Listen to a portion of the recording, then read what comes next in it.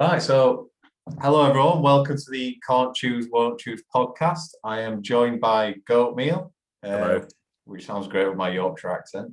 Uh, so, Aidan, where did the name GOATMEALL come from? The name Goatmeal it was a stupid play on like the greatest of all time thing, and a joke about oatmeal. And I just made it. You know how you make a TikTok account with no intention of making TikToks? I just thought I needed a name for it, so I'll do that. And since then, I just started making TikToks, and it's stuck. So that's kind of what it is now for some reason. That makes it even better knowing that it's a play on the greatest of all time thing. That's what I'm aiming for. So you weren't originally going to make any TikTok, you're just going to be like an observer. Well, it was just like in like what was it, 2019? Everyone was getting TikTok because it was becoming like an actual place you could take in content, and in this modern world, starving for content constantly. And then just kind of gradually got the idea of like, oh, I could make something funny. I could probably do a bit of observational humor on it because I did a bit of stand up and comedy stuff anyway. So like it's just another avenue for that. And so I just started doing it, and it kind of came out of nowhere, really doing it. It was never an intentional thing. I just started talking about what my opinion is on stuff, and people seem to like it. Seems to resonate with quite a few Seems to. people. Yeah. So on the kind of stand-up and TV side, how long have you been doing that for? So stand up is something I've been on and off with for a long time. But over the last year, I've done more of it. But it's because of I work in TV as well, that it gets in the way of my stand up, because TV is a world where you're giving a lot of your life to, which I love doing because I work in comedy and telly. So I'm working on loads of comedy shows, which is great. But because of the hours there, when you're a stand up, you need to fucking hammer out as many gigs as you can. I just don't have the time for it. And so, I've been doing that stand up for like a decent amount of time. But the last year, I've done more of it. And TV, I've been working in for 3 years, I think, since graduation. I've been working in telly. Fair amount. Is it? Can you reveal your kind of position in telly? So I'm a researcher in TV currently, which is like TV has two aspects to it: it's production and editorial. And I've gone the editorial route because production are the people that make stuff happen, and editorial people are the ones that have all the ideas, essentially. I've gone the editorial route. So I'm like, you've got like runners who are like the bottom of the rung, which I was for a long time, and I've kind of one step above that now as a researcher. And I worked on various things, but recently I just did. I don't know if you saw the Joe Liza's big Pride party on Channel 4. I didn't see the program, but I saw the trailer. So I worked on that, and it was a big 2-hour live comedy show done out in Birmingham, which was good. Now I'm currently working, and I can say this now because it was announced today. I'm working on Bake Off Extra Slice this year. Oh, nice. Yeah. So the main Bake Off show, it's like the afters for that. I'm working on that. I remember seeing like The Apprentice has the after show, same sort of format. Yes, exactly. Yeah, Big Brothers, Little Brother, those Love Island After Sun. It's the Bake Off version of that. Interesting. Yeah. That's good stuff. So as kind of a researcher, what kind of things there's a creative aspect to it, so it's coming up with ideas for segments and stuff? Or basically you have like exec producers, assistant producers, and then researchers. So I'll do a lot of the work of like, oh, we want to find out more about this particular cake that's used in an episode, let's say, and I'll go through and I'll find all the history of the cake, who created it, who does it, the biggest one that's ever made, interesting facts and funny little tidbits I can find, put that together for them to use. And then we'll like come up with, researchers come up with game ideas for shows, and maybe they have funny jokes that they want to try and push into the script, or basically you're right. You're just helping come up with sections for the show, basically filling it with as much content as you can. And you're just helping them research all of that content so that whenever the writers get to it or whatever, they just have a thing that they can read and be like, oh, okay, I want to make a joke about this, but I need to make sure I have the right fact to base the joke off of. And that's kind of what you're providing them.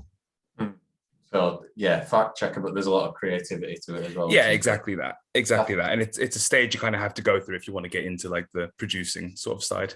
Yeah, I think with like any job nowadays, having a level of creativity or section of it just makes it much more satisfying rather than like a boring kind of data entry. Yeah. Just spreadsheets after spreadsheets. Absolutely, that's an absolute nightmare for me. I wanted to do anything that I could that's like got a hint of creativity to it and is comedy based, and I get to work with comedians and stuff and do comedy and all that, make funny stuff all day, so that's good. I'm happy like that. So kind of flipping back to stand up a little bit. What are some of your kind of best experiences and best gigs that you've had? Best gig I've had was a night of mine ran by a friend, which is also the biggest gig I've ever done, because I've not done many like big gigs. I've done a lot of like really small room open mic stuff, nothing major. And my friend runs a night in Kentish Town called the Wheel of Death, which is good. That was like the biggest group I did because it was the opening night. And the last 2 minutes of your session, you get 5 minutes. In the last 2 minutes, they spin a wheel and you get a random subject, and you just have to go on that random subject. Like you get told the subjects a little bit earlier, but you don't have long to write. I mean, you have a week to write some jokes about a subject that you've never joked about before. So it's kind of like a nice challenge to it, and that was quite a good experience. And everyone was really friendly and really lovely, so that was good. So it's similar to Mock the Week in a weird that scene Yeah. you like to see, but I know to spoil the magic, I've heard they have a lot longer than 10 minutes to plan for that. Yeah, a little bit. But no, it must be more comfort. I've never even got up for an open mic night, so you're braver than me. It's not bravery, it's stupidity. Is there any alcohol involved? Or? Oh yeah, liquid courage, absolutely. Like the first set I ever did, I was full on drunk before I got up there because I was so nervous about doing it that I just needed like 3 or 4 pints of Guinness for being like, all right, I can do this now. And I forgot what I was saying halfway through doing it. So I don't think the alcohol was the problem. I just was so bone shakingly nervous, but liquid courage helps, I think. But that's the problem in comedy. It's the same throughout, even in telly, where you're like the nerves of stuff and live shows, like people go for drinking, and it's a real thing where like so many comedians 10 years down the line are like, I should probably stop drinking before every gig because I'm gigging every night. I could imagine like watching, if they ever watch themselves back on TV. I don't even remember saying that. Yeah, probably. That would be a little bit, not PTSD, but I'd feel a bit anxiety in the morning. Yeah. Are there any particular comedians that have influenced you, or you might have met some as well? Obviously, Joe Lycett. Well, I met Joe Lycett. He's very nice, but I'm very much into. I mean, you've seen my TikTok's very politically driven, so I quite like political comedians. Nish Kumar. I worked on Late Night MASH for a season, and I met Nish quite a few times, and he was quite a big influence for me because I like that and people like on the right absolutely hate him, and he knows it, and he deliberately keeps going with it and keeps saying stuff to piss them off, which is one thing I quite like because he's not afraid. He gets a lot of backlash that affects him, but he does still keep going with it. So he's quite a good influence for me. And so him, I like James Acaster. Yeah, I like Greg Davies. Yeah. Basically the entire British comedy sphere is a massive influence to me. And then going back, you've got like, two Ronnies, people like that. Blackadder is a big one as well. Just everything. I like to absorb as much as I possibly can. So it's hard to pin it down to liking certain things. Yeah, but I think like everyone you've mentioned there, if you stuck them in a room, they'd all have similar values and all kind of get on. So it's I would say that Nish is he's definitely someone who's doubled down on his values. He's not someone who's ever kind of compromised, which exactly. I respect that from any sort of walk of life.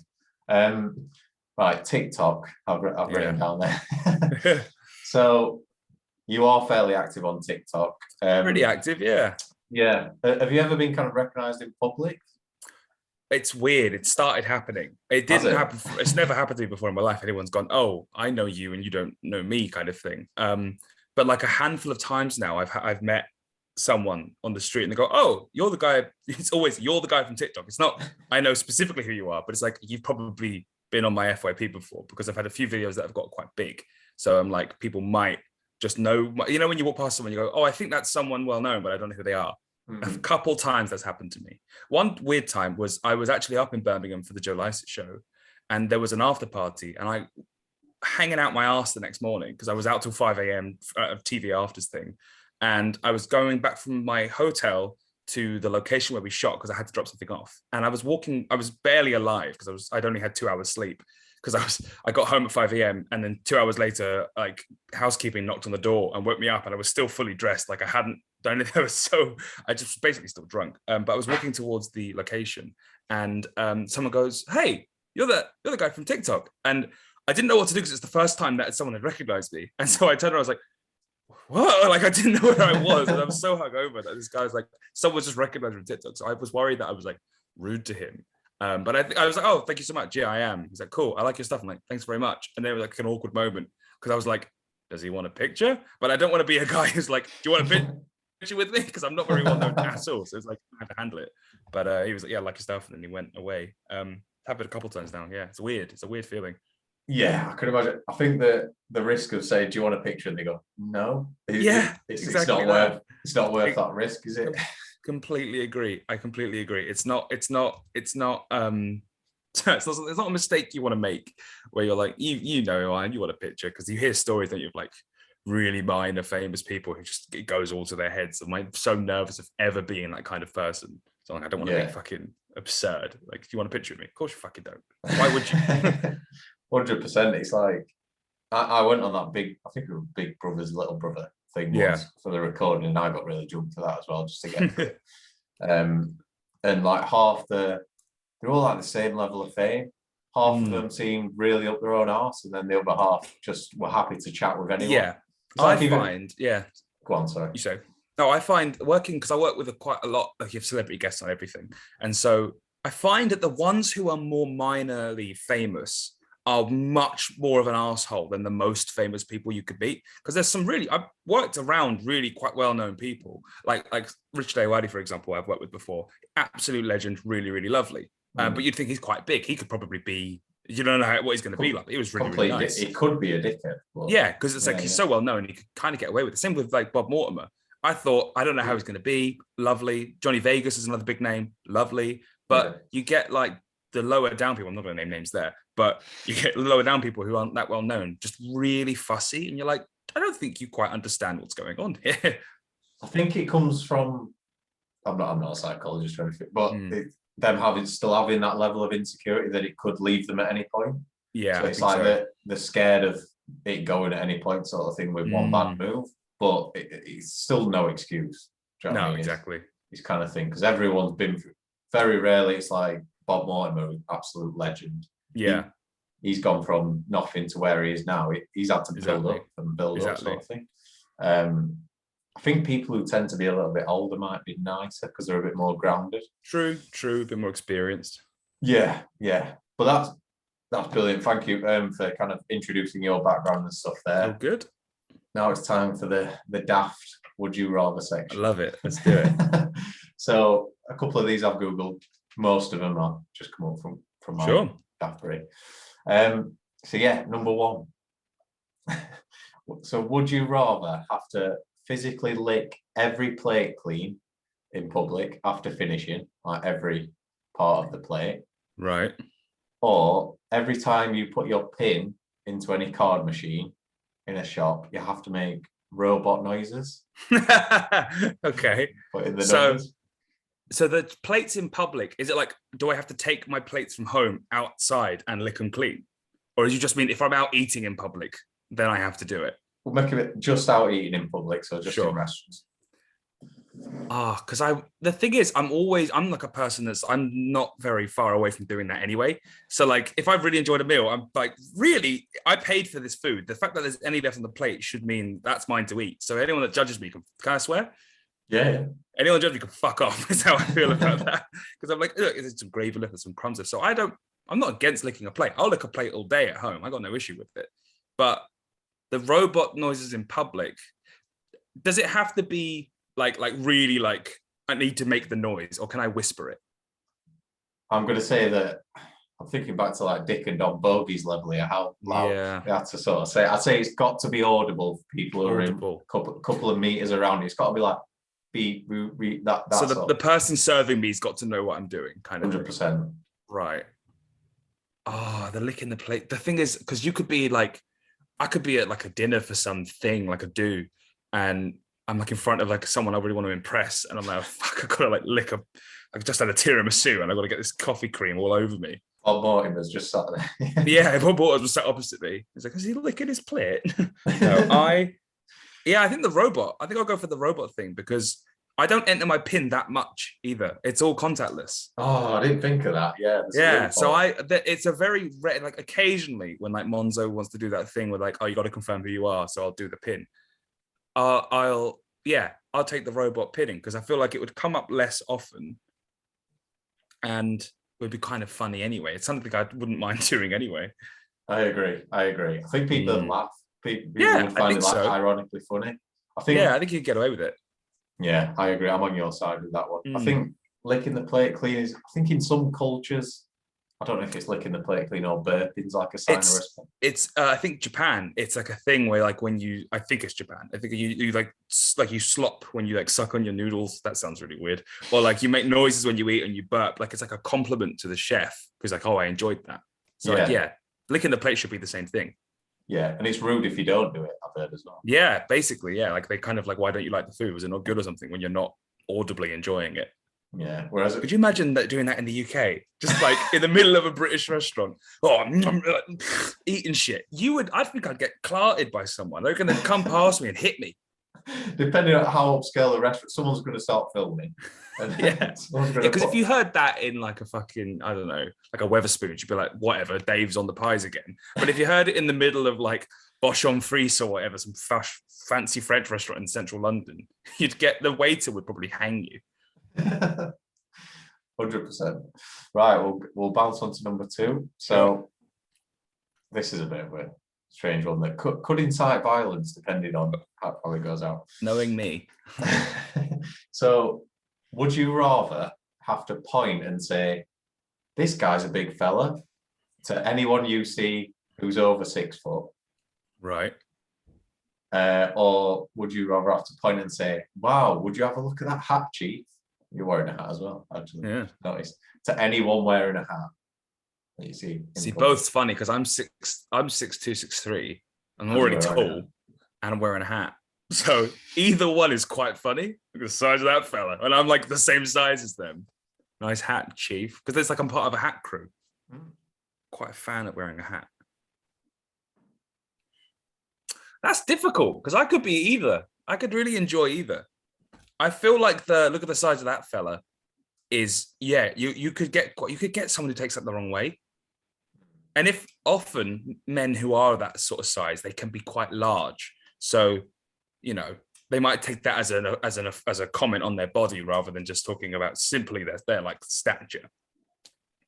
So I think but then the hat chief one could also cause a thing because you get the wrong ones who are like, you just say anything about them, they take it as an insult, don't you? Yeah, I think there's going to be those people that you could say hello to them. Yeah. God, what did you call me? True. I think there's little nuances in this. It's like certain hats might get more offended than others. Well, what counts as a hat? Are you talking religious wear as well? Oh, that's an interesting stipulation.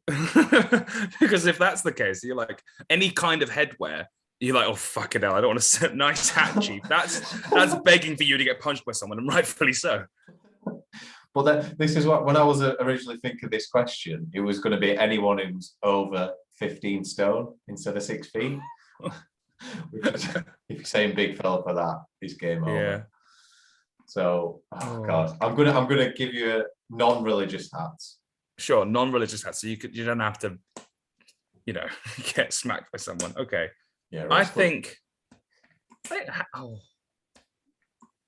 hats is tough. I think the size of this fella is probably better because men are probably going to be a bit less sensitive about it. Big fella. Like men, generally speaking, if you're big and tall, if someone calls you a big fella, it's not the worst thing in the world. I've not had no one said that to me before, but I wouldn't mind hearing it. I wouldn't mind occasionally being called a big fella. So I think it's fine. I think I'll go for the big fella one. I think short fella's more offensive, isn't it? Yeah, massively more offensive. I'm a short fella, especially if it's coming out of my mouth as someone who's taller. I'd feel so like underappreciated as a smaller man if someone is over 60. Right, like it's like little guy. You're right, mate. Oh, like when someone older calls you mate, like fuck off. Oh, buddy. It's so condescending, and it's like if someone's like 30 as well, it annoys me if someone's just. Because I'm creeping up to 30 as well, but I'm going to make a conscious effort not to call people young man. Do you know what I mean? God, yeah. Young man, buddy. All right, pal. Yeah, no, thank you. No. See ya, old timer. All right, coffin dodger. But yeah. Right, number 3. Right, so we'll go for. Would you rather have to do the Macarena dance every time you heard any music in a supermarket, which usually tends to be in the supermarket, so it Yeah. might be like a constant thing. Or every time you walk through supermarket doors, you have to shout, "Honey, I'm home." The thing is, some supermarkets have quite a good playlist. So I'm not against dancing in a supermarket or having a little whistle along. So I think, but the Macarena, it's one of those things that people might go, "Oh, that's funny. He's doing the Macarena at first," and then 40 minutes into your like monthly shop, but what the fuck is wrong with this guy? He's not even pushing his trolley. He's just doing the Macarena over and over again. Oh, honey, I'm home at a supermarket. I think because the only people ever standing at the entrance of a supermarket is the security guard. So, honey, I'm home when you walk into a supermarket. It's like just the same security guard every time. And if you could direct it at the security guard, "Hi, honey, I'm home." I feel like eventually that'd be quite a nice little relationship you could build up. Because I'm sort of friends with the supermarket, with the security guard in my local Tesco I go to, which is near me, and I've kind of become mates with him because he seems to. I go with my girlfriend quite a lot, and he seems to think that we have this relationship from the 1950s where she drags me around the supermarket and makes me spend my money. She's like, "Oh, what's she making you buy this week?" I'm like, "Food, so I can eat." What do you mean? He seems to feel so. I feel like if I started saying to him, "Honey, I'm home," I feel like that would be quite accepted by him. He'd like it, so I'm going to go with that one. Yeah, I think, like you said, you've got that relationship already. If it's a local one, it's not as much of an issue. It's someone who's traveling a lot. Becomes a bit of an issue. Or if it's does a supermarket, does the mini ones count as well? The little Tesco's, the little co-ops. Tesco Metro. Yeah. Tesco Metro and all those ones. Sainsbury's local. Macarena in them. That's kind of awkward as well, because you can have the people on the cash registers can see you like the whole time. So like at least in a big one, you've got the aisles. You might get an aisle where there's no only, I think, fuck, a Macarena in peace. Whereas like if you walk into like a Sainsbury's local, the person on the till is just watching you do the Macarena and watch you look at cheese. It's not ideal. They might have a word with the security guard as well. Exactly. And unless you've got the honey I'm home relationship with him, that protects you from any kind of troubles in Sainsbury's. Oh, you've combined it. I like there it. You go. Comedian. I can tell. There you go. What a pro. Right, numero quattro. So I think I kind of looked at your Twitter feed for this one, so sure. Their inspiration. And it's not the nicest experience, but would you rather be stranded on a desert island for a month with Lord Alan Sugar or Sir Alan Sugar? Can't remember his real name. God, yeah. Or Mr. Blobby?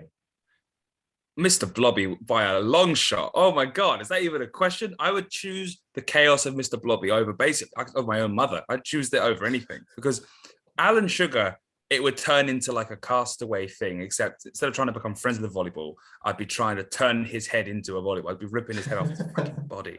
That guy sucks. That guy is the worst. He's the literal example as well of like the Donald Trump in the UK, where he's like, "Oh, I started from nothing, just a massive loan from my dad who was already really successful." But Mr. Blobby on a desert beach, especially if it's like, do you think, is it Mr. Blobby as like a creature? Like Mr. Blobby is it's not a person in a suit, it's the creature of Mr. Blobby. Or is it a guy in a suit as Mr. Blobby on a deserted island? But he's not allowed to take his suit off. God. But what if it's like the sun's beating down on him all day? You're going to have a delirious Mr. Blobby. And how would you communicate with him? Because he just talks in Mr. Blobby speak. Mr. Blobby with heat stroke. Mr. Blobby with a heat stroke. That's basically Boris Johnson, isn't it?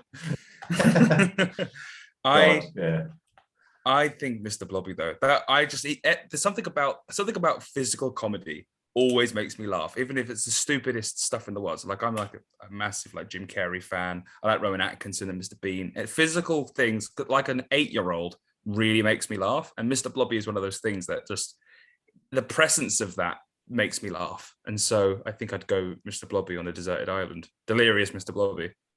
I think, like you said, that it's timeless as well. Yeah. Oh my God, it's always funny.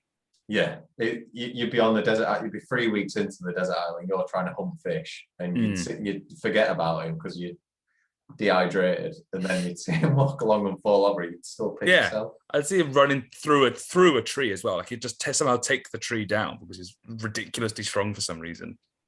Yeah, but with Lord Sugar, I couldn't cope with it, because he would start telling me how like oh, he's going to actually build a resort on this island and he's going to trick people into coming and he's going to turn it into an actual success. And I'm going to be like, we're fucking stranded, you moron. If people weren't working from home, we wouldn't have got stranded on an island.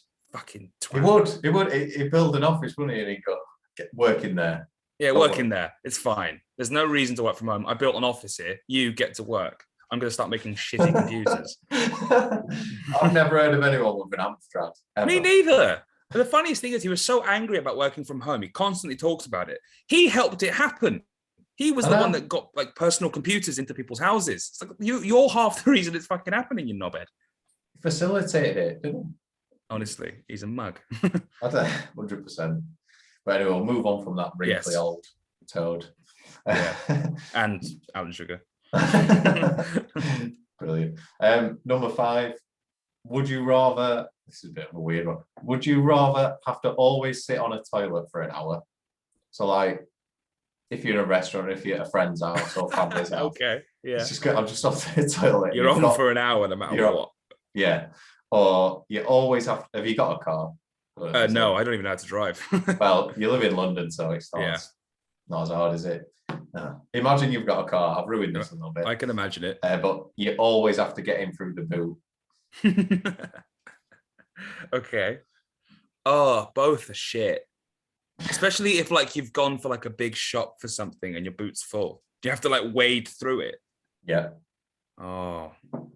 And the thing is, like, I don't want to out myself here, but the toilet for an hour can happen naturally anyway. So, TikTok and scrolling and Twitter or whatever, it can easily happen to the best of us. You get numb legs by the end of it.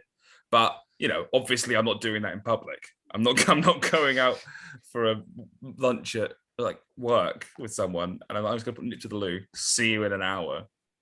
That would be tough. That would be very tough. Entering through the boot is probably, oh no, then neither of them are good. Because if you're like, luckily I'm in a long-term relationship, but imagine you're dating someone and you're like, oh, I'll pick you up from yours and we'll go somewhere. And then you get out of your car, you knock on the door, you go back, and then you have to climb through the boot. You open the door for them, and after you, madame, and I'm going to go get in. You're just tumbling through the car. What if? I guess it's better if you own like an estate, for example. But who drives an estate? You'd have to like, if you've got like a Peugeot 206, like a hatchback, it's going to be really uncomfortable. A smart car would probably be the best for it. Or the worst. Because I'm quite gangly, and I don't think I could easily fit in a smart car at the best of times, especially through the boot. Me too. Yeah. I think out of the two, toilet for an hour is terrible though. That could ruin your life if you let it. That's another one with dating. Yeah. God, yeah. But at least I feel like in dating, there's so many funny stories where like couples that went on their first date and one of them had food poisoning and was in the toilet for an hour. And it can be like a romantic thing. But then if it's every time you go out with them, it's not as romantic. And it's the toilet's an hour no matter where you are or just in public. No matter where you are. Where you are. So if you go around their house or whatever. So family Christmas. You there? Oh. I think the boot in the car. If I had a car, I'd choose the boot in the car. And it's because it's just a quirk I think you could work your way around. Whereas an hour long in the toilet could ruin your life. Like you couldn't date, your work would be a nightmare because your lunch break's gone because you're in the toilet the whole time. Yeah. Yeah, I think I'd do that. I can't see a positive to the toilet. I think it has to be the car. I think like with any of these that I've kind of said, it's first couple of times, you make a joke of it, you get through, but then after a few weeks, geez. If it's forever as well, you're like, neither of them would be fun. But car boot is probably eventually people will just learn and they'll be like, all right, it's how he likes to get in the car. Dad's a bit weird. Just let him climb through the boot. It sounds like a fucking great insult. Your dad gets in the car through the boot. Yeah, your mate would tell you, yeah, my dad gets in the car through the boot. You go, fuck. No, he doesn't. Yeah, no, he doesn't. Yeah, he does. Yeah, he does watch. Can you imagine getting into like an argument with a traffic warden or something like that? You're like, you're pissing me off. I've had enough of you. Turn around, go in there. Or even worse, like you're on the road, you get road rage, and you're in the middle of the motorway. You hop out your car. You go, "What the fuck do you think you're doing? You fucking idiot!" And turn around, climb in through the boot, over your kids, over your luggage because you're on the way to Gatwick. All the intimidation's just gone. Or it's even worse because there's nothing more intimidating than a fucking crazy person, So it's like, this guy's fucking mental. He's getting back in the car through his boot. I don't want to fight him. It was like that, a MAGA hat. There's a few other signs that There's a few of them. I once got into an argument outside of a nightclub with a homeless man because he came up to us and asked for a cigarette and stuff. And we gave him a cigarette, and I didn't have any cash on me. And I was like, "I'm sorry, I don't have any cash," but I gave him a cigarette, and I said, "Oh, how you?" So I had a chat with him. And then I had a friend who was a girl who was with me, and he started kind of going at her and being a really weird and aggressive. And I was like, "All right, mate, that's enough. Go away," kind of thing. And then he kicked me in the leg and was like, "You fucking what?" And I was like, "Oh, good. This is a great situation to be in. I have to fight a homeless man. There's no way of coming out of this." There's no winners. Yeah. No, I don't look good for beating up a homeless man. And it doesn't look good if I lose a fight to a homeless man. And so I was like, okay. So it was a bit of shoving. And then his friend rocked up. And his friend was wearing a tiny little purple top hat.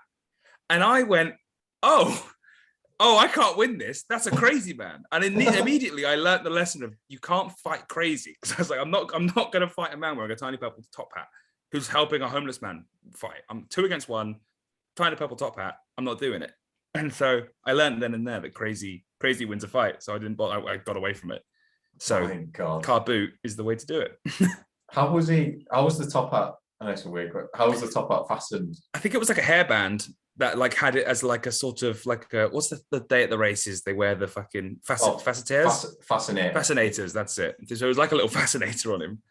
Like it just come from the races, and it was like a little tiny purple top hat. My God, and he was massive as well. He was like 6'5" with his tiny purple top hat. That makes it even more quite scary. Intimidating. Yeah, the contrast is just baffling. I'm picturing like Terry Crews with a essentially. I had a fight with Terry Crews, and he was wearing a tiny purple top hat. My God, I don't know why, but I feel like if you knock the top hat off, you'd either capitulate. Shuts down. It's like a video game, isn't it? Like, that's the last thing. Yeah. Either that or it goes into absolute rage mode. That's all that was keeping him under control. That's the thing that kept him going in life, and I've just taken that away from him. His tiny purple top hat. It's like a Ratatouille situation. Yes. It's like a little hamster in there in his tiny purple top hat. God, it's like a cartoon character now. My God, I didn't think that. What a tangent. Yeah, there we go. Yeah, well, that's been fun. I didn't think that I'd end up there, but that was brilliant. Yeah. Do you want to? I do have one more bonus. Would you rather that I just kept in the holster? I'll take it. Yeah, I think there's like 3 minutes left on the Zoom thing. I think we could fit it in as a quick one. Yeah, quick one. So, would you rather have to speak in rhyme for the rest of your life, or speak in riddles? Riddles. Oh my God, riddles. I'd be the next Yoda. That's what I would want. Because rhymes, I feel like speaking in rhymes is difficult because like I quite like rap music and hip hop and old school hip hop. And the rhyming couplets that they do are incredibly impressive. But I guess in comedy, rhyming is a really good tool. But in riddles is great because I feel like if you could learn, is it like whichever one you choose, you just get that skill and you can talk in rhymes or you can talk in riddles? Or is it something I'm going to have to put time in and learn? I think I'm going to make it difficult. You've got to put time in and learn it. Oh, because then riddles is harder. Because I could reckon I could pick up speaking in rhymes quicker than I could learn riddles because I'd have to learn loads of riddles. If it's something I have to learn, then rhymes. I don't think I could learn riddles quick enough to be able to communicate effectively. And then I'd be really shit riddles. I'd rather talk in accurate rhymes than shit riddles. It's like if your girlfriend like asks you what you wanted for tea, you have to go, what's orange and round? And just exactly that. But I don't know if I'd want an orange for tea. That's a good point, actually. I don't know. A single orange, please, for dinner. But then again, how would I ask for an orange if I was speaking in rhymes? Eminem would be all right because he could say door hinge, even though it doesn't rhyme like an orange. I saw that. He made that video, didn't he? He's like, it does rhyme. It does rhyme, just depends how you say it. Like I make anything rhyme with fucking anything. If I say I'm just saying it differently, All right, Marshall. Pipe Yeah, shut up. down. But yeah, I agree with you. I do rhymes as well, even Big though rhymes. the Riddler's one of my funniest characters. I don't know why he's just a Riddler, yeah, it's quite a funny concept for like a supervillain, like how he speaks in riddles. But the rhymer would be, yeah, that's less intimidating though. Yeah. Yeah. On that note, I've really enjoyed it. Has there been any? Is there anything you want to kind of promote? Just my Twitter. I'm trying to get more traction on Twitter because I feel like every Twitter follower is worth about 100 TikTok followers because Twitter's just so much harder to gain traction on. Whereas TikTok, because you got videos out there that get put on people's timeline, it's easier. So my Twitter, which is GOATTMEALL with 2 T's and 2 L's, but the O is a 0. So GOATTMEALL on Twitter for political takes and rages and some jokes occasionally. That's what I would promote. Thank you. Yeah, no worries. And let's hope there's a general election soon as well. Fingers crossed. Yeah, put it up. But yeah, really appreciate that. Cheers, Aidan, man. It's been a laugh. Thanks so much. Nice one. Take care, man. Cheers. You too. Bye.